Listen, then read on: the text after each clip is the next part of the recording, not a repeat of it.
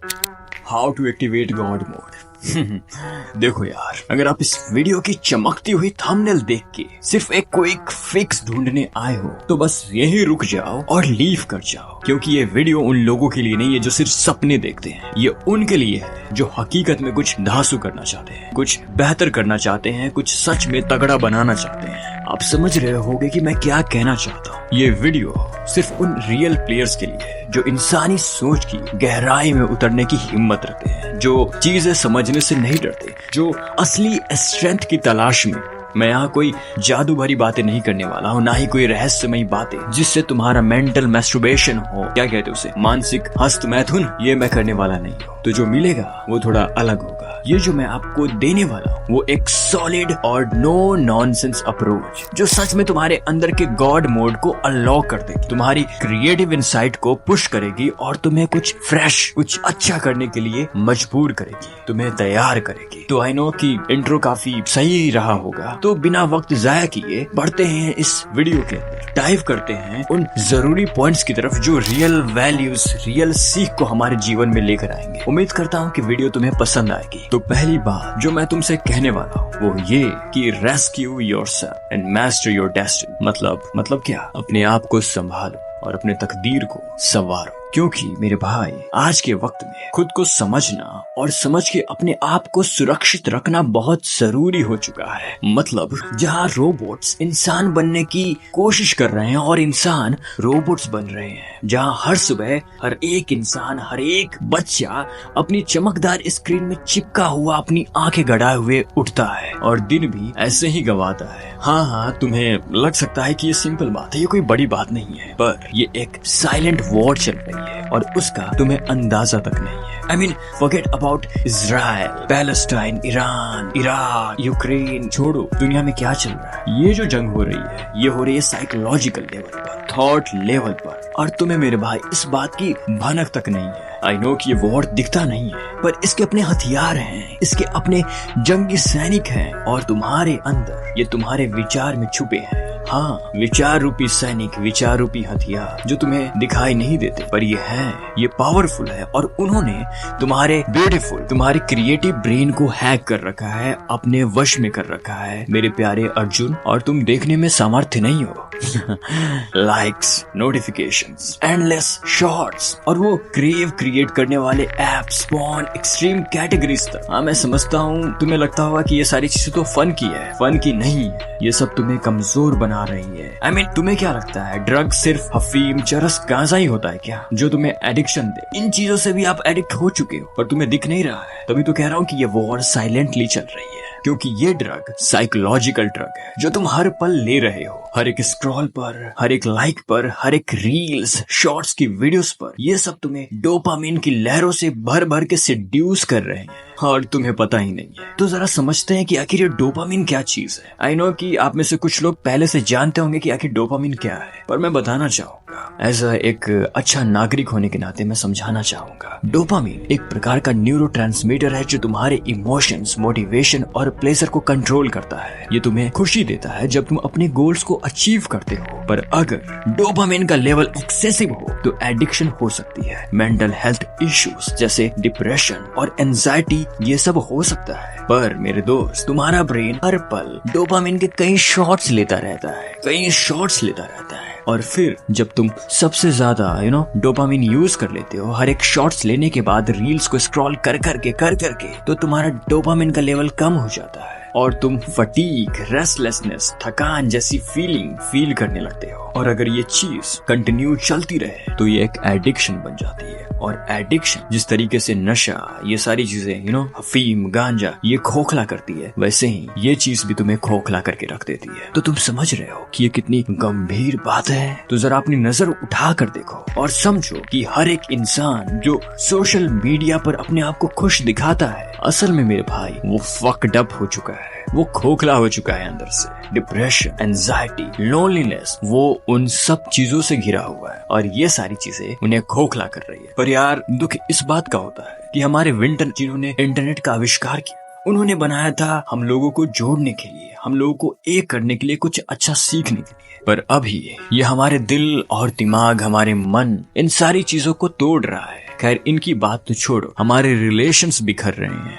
हमारे रिश्ते टूट रहे हैं, आपसी में मन मुटाव हो रहा है। ये सब क्यों हो रहा है? इसके पीछे की वजह है ये जहरीले एप्स जो तुम्हें खोखला कर रहे हैं। और हम इसकी वजह से कंफर्ट जोन में जा रहे हैं। हमें कुछ करने का मन नहीं करता, हम बस कंफर्ट जोन में रहना चाहते हैं। और अगर ऐसा ही चलता रहा तो हमारी क्रिएटिव इनसाइट, हमारे अंदर का टैलेंट, हमारे अंदर का सोल, वो मर जाएगा। क्योंकि एक बहुत अच्छे फिलोसोफर थे जिनका नाम था खलील जिब्रान। उन्होंने एक बात कही थी, और वो क्या थी? वो थी ये कि the lust for comfort murderers the passion of the soul. मतलब ये कि जब आप अपनी कंफर्ट और प्लेजर के चक्कर में अपने रियल पैशन को मार देते हो, तब तुम्हारी क्रिएटिविटी, तुम्हारी आर्टिस्टिक सोल भी धीरे धीरे खत्म हो जाती है, धीरे धीरे डल हो जाती है। अपनी असली ताकत, जो तुम्हारी असली ताकत है, उसका गला घोट देते हो। तो कहानी ये है कि असली जिंदगी तब रोशन होगी जब तुम अपने कंफर्ट के डिज्नीलैंड से बाहर आओगे। अपनी उन पैशंस को जगाते हुए तुम अपने रियल मकसद की तरफ जाओगे। और ये कंफर्ट जोन तो एक इल्यूजन है जो तुम्हारी रूह को धीरे धीरे मार देगा। तो इस बात को गंभीरता से समझो और अपने आप को सीरियस लो, रियल प्लेयर बनो। वैलिडेशन सीख करने के लिए इन जहरीली एप्स पे क्यों जाना? इन ऐप से दूर रहो, अपनी क्रिएटिव एनर्जी को अपग्रेड करो, अपने आप को सुरक्षित रखो उन ऐप से, उन जहरीली ऐप से जो तुम्हें कमजोर कर रही है। यार, करने के लिए बहुत कुछ है। किताबें पढ़ सकते हो, जर्नल लिख सकते हो, एडवेंचर कर सकते हो, सीखो यार, मतलब कुछ कोई नई स्किल सीखो, वीडियो एडिटिंग कर लो, फोटोग्राफी कर लो यार, वो ना सही तो कैमरा उठाओ, ब्लॉगिंग कर लो, कुछ भी कर लो। करने के लिए बहुत कुछ है। Painting, coding, travelling, martial art, do something, start something new. क्योंकि real happiness, real bliss comfort zone से नहीं आती, वो आती है तुम्हारे अंदर से। जब तुम दुनिया के अनुभवों से सीखते हो और उन्हें सीख कर तुम अपने रियल लाइफ में अपने अंदर कुछ अच्छा क्रिएट करने की कोशिश करते हो, फिर तुम्हें अपॉर्चुनिटीज दिखने लगती है और तुम हर एक डॉट को आपस में कनेक्ट करने लगते हो। तुम समझ रहे हो मैं क्या कहने की कोशिश कर रहा हूँ? और फिर उसके बाद तुम आग लगाते हो। तो बाहर निकलो और अपने आप को संभालो, क्योंकि ये जरूरी है खुद को बचाना। तो आज से थोड़ा लस्ट, फियर, इन सब को दरकिनार करके, और हाँ, इन जहरीली एप्स को साइड में करके कि अपने आप को रेस्क्यू करो। Get out of this comfort zone, get out of this addiction, start living your real life, start living your amazing life, great life. So get out of this comfort zone. उम्मीद करता हूँ कि ये बात तुम्हारे पल्ले पड़ी होगी। तो क्यों ना बढ़ते हैं कहानी में आगे। तो आगे बढ़ते हैं सेकंड लेसन की तरफ। जो सेकंड चीज है वो है crack the code of life and master the game. मतलब क्या? मतलब हम जानेंगे इस जीवन के खेल को और कैसे इस जीवन के कोड को हम क्रैक करेंगे, इसका चीट कोड समझने की कोशिश करेंगे। तो बात ये है कि ये जमाना सिर्फ मसल पावर या दिखावे का नहीं है। रियल पावर तो उस इंसान के पास है जो नॉलेज के सही यूज को समझता है, जो विजडम के सही यूज को समझता है। और ये नॉलेज क्या है? ये वो ज्ञान है जो सिर्फ किताबों तक सीमित नहीं है, बल्कि उसकी डेप्थ तक जाता है, जहाँ खामोशी भी मीनिंग क्रिएट करती है। जरा सोच के देखो, साइकोलॉजी और फिलॉसफी का एक अनोखा मिश्रण, एक ऐसी पावर जो तुम्हें अनस्टॉपेबल फोर्स देगी। ह्यूमन माइंड के कॉम्प्लेक्स फंक्शंस को समझना, इमोशंस की इंट्रिकसीज को डिकोड करना, मतलब उनकी पेचीदगी का था लेना, ये सब तुम्हें रियल वर्ल्ड गेम में एक स्ट्रेटेजिक प्लेयर बना देता है। जैसे युवल नोआ हरारी की सेपियंस आपने पढ़ी है? अगर नहीं पढ़ी है तो पढ़ना, ये काफी अच्छी और अमेजिंग बुक है। वो सिर्फ एक बुक नहीं है, एक विंडो है ह्यूमन सिविलाइजेशंस के रियल सीक्रेट को समझने की। सोचना पड़ता है कि हम कैसे डेवलपमेंट के रास्ते पे आए और कैसे सोसाइटी के नॉर्म्स हमें कंट्रोल करने लगे, और ये समझ इंसान को एक पावरफुल और एक स्मार्टर बीइंग बनाती है। तो बुक्स की तरफ जाओ, अच्छी चीजों को समझो, उनकी था लो। तुमने सुना होगा कि नॉलेज इज पावर, लेकिन आज के टाइम नॉलेज सिर्फ डेटा या इंफॉर्मेशन नहीं है। It's about decoding the humans mind, humans brain biases. Daniel Kahneman जो कि एक साइंटिस्ट हैं, उन्होंने कॉग्निटिव बायसेस के बारे में बताया था। वो एक साइकोलॉजिकल ट्रैप है जो हमारे डिसीजन मेकिंग को मैनिपुलेट कर देता है। मतलब हमारा दिमाग शॉर्टकट लेता है, इजी ऑप्शंस को प्रीफर करता है और कभी कभी फेक या मिसलीडिंग आइडियाज को सच मानने लगता है। पर बुक्स को पढ़ना, ब्रॉडर पर्सपेक्टिव रखना या का डीप एनालिसिस आपको ये बायसेस समझने की पावर देता है कि क्या झूठ है और क्या सच। कहीं कोई मुझे बना तो नहीं रहा। बुक्स सिर्फ एंटरटेनमेंट नहीं होती, they are tool to rewire your thinking patterns. अपनी ब्रेन की न्यूरॉन्स को और एफिशिएंट बना सकते हो जब आप मल्टीपल पर्सपेक्टिव्स पढ़ते हो, और फिर जाके आपका प्यारा दिमाग क्रिटिकल एनालिसिस करना सीखता है। और कुछ तरीके हैं जिनसे आप अपने आप को बेहतर बना सकते हैं इन चीजों में। तो जो पहली चीज है वो है स्टडी विद प्रिसीजन। मतलब बुक्स को या फिर किसी भी ऐसी चीज को गहनता से पढ़ो, समझो और देखो। जब आप बुक्स पढ़ते हो तो आप केवल सरफेस पे अटके मत रहो, केवल बुक्स को पढ़ो मत, आप उनको डीप डाइव करो, उनको समझने की कोशिश करो, उनके ओरिजिनल मीनिंग को समझो। कॉम्प्लेक्स कॉन्सेप्ट्स को समझने के लिए गूगल का यूज करो। आजकल तो एआई टूल्स भी है, चैट जीपीटी, उन सब का इस्तेमाल करो और उन टर्म्स को सिंप्लीफाई करो, उनके नोट्स तैयार करो, उनके नोट्स बनाओ अच्छे से। और ये हैबिट बुकिश नॉलेज को रियल लाइफ में अप्लाई करने की पावर देगी। ये वाकई में बहुत अच्छी चीज है और ये काम करती है। दूसरी जो बात मैं कहूंगा वो है कि डाइवर्स पर्सपेक्टिव को एक्सप्लोर करो। मतलब तमाम तरह की चीजों को समझने की कोशिश करो। किसी एक थ्योरी पे अटक जाना ये बेहतर नहीं है, बजाय इसके कि तुम फिलॉसफी, साइंस और सोशल साइकोलॉजी की अलग अलग थ्योरीज को भी एक्सप्लोर करो। क्योंकि मेरे भाई, हर ऑथर तुम्हें एक नई पर्सपेक्टिव देगा और ये जो कलेक्टिव विजडम जो तुम्हें मिलेगा ये तुम्हारे क्रिटिकल थिंकिंग को और स्ट्रॉन्ग बनाएगा। शंकराचार्य से लेकर वेस्टर्न फिलॉसफी से लेकर बिजनेस के आइडियाज, इन सारी चीजों को अच्छे से एक्सप्लोर करो। क्योंकि लाइफ एक मल्टी लेयर्ड गेम है और तुम्हें इसे खेलने अच्छे से आना चाहिए। And this is the cheat code. और थर्ड बात जो मैं तुम्हें बताऊंगा कोड को क्रैक करने के हवाले से वो ये कि learn from every person you meet. क्योंकि हर इंसान एक लिविंग बुक की तरह होता है, एक यूनिक स्टोरी के साथ। बस बात करने की जल्दी मत करो, उनकी स्टोरीज को सुनो, ऑब्जर्वेशंस को समझो, शेरलॉक होम्स की तरह एनालाइज करो। हर इंसान कुछ न कुछ वैल्यूएबल बताता है। अगर आप सीखने की नजर से देखो तो कब कौन सी बात तुम्हारे दिमाग की बत्ती जला जाए कौन जानता है ना। तो उन सारी चीजों को अच्छे से समझने की कोशिश करें। रियल नॉलेज तुम्हें एक कंप्लीट ह्यूमन बनाता है जो सिर्फ सक्सेस के पीछे नहीं भगाता बल्कि लाइफ के डीप क्वेश्चंस को एड्रेस करता है। ये एक स्ट्रेटेजी है जो तुम्हें बताती है कि कब एक्शन लेना है और कब वेट करना है। And once you master this balance तुम अनस्टॉपेबल बन जाते हो। तुम पे डिपेंड करता है कि तुम अपने इस नॉलेज को कैसे यूज करोगे, दुनिया को इंस्पायर करने के लिए या अपनी पर्सनल ग्रोथ को नेक्स्ट लेवल पर ले जाने के लिए। लेकिन एक बात याद रखना, ये ज्ञान तुम्हें एक परफेक्ट वेपन देता है और पावर के साथ रिस्पॉन्सिबिलिटी भी आती है। तो यार वो लाइन क्या है स्पाइडरमैन वाली, ग्रेट पावर कम्स। तो तुम समझ रहे हो कि मैं क्या कह रहा हूँ। तो अब अगला स्टेप उठाओ और समझो कि ये जर्नी एक वॉरियर की है जो अक्लमंद है, फियरलेस है और हमेशा सीखने को रेडी रहता है। So be ready to unleash your full potential, buddy.